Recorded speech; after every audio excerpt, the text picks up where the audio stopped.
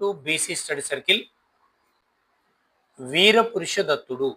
వీరపురుషదత్తుడు ఇక్ష్వాక సామ్రాజ్యంలోకెల్లా అత్యంత గొప్పవాడెవరంటే వీరపురుషదత్తుడు.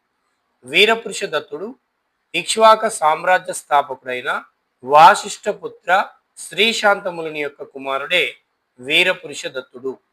ఇతని కాలంలో ముఖ్యంగా వైదిక మతము అణకదొక్కబడి బౌద్ధ మతం విస్తరించబడింది. అందుకనే వీరపురుషదత్తుని కాలాన్ని ఏమంటారంటే బౌద్ధ మతానికి స్వర్ణయుగంగా చెప్తారు వీరపురుషదత్తుని యొక్క కాలాన్ని.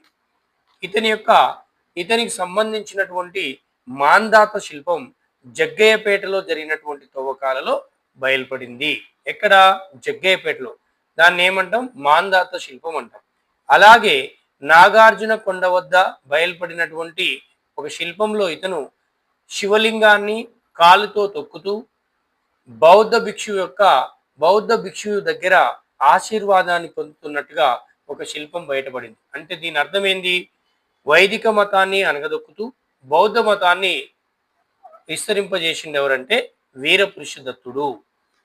వీరపురుషదత్తుడు వేయించినటువంటి శాసనాలను కనుక మనం చూసినట్లయితే అల్లూరు శాసనం, ఉప్పుకొండూరు శాసనం, జగ్గయ్యపేట శాసనం, నాగార్జున కొండ శాసనం, అమరావతి శాసనం, ఈ శాసనాలని వీరపురుషదత్తుడు వేయించాడు. అలాగనే బౌద్ధ మతానికి చేసిన కృషి పరంగా చూస్తే వీరపురుషదత్తుని దక్షిణాది అశోకునిగా పిలువబడ్డాడు. దక్షిణాది అశోకునిగా వీరపురుషదత్తుడు ఏ పరంగా పిలువబడ్డాడు? బౌద్ధ మత అభివృద్ధికి ఇతను చేసినటువంటి కృషికి గాని ఇతన్ని దక్షిణాది అశోకునిగా కీర్తింపబడ్డాడు.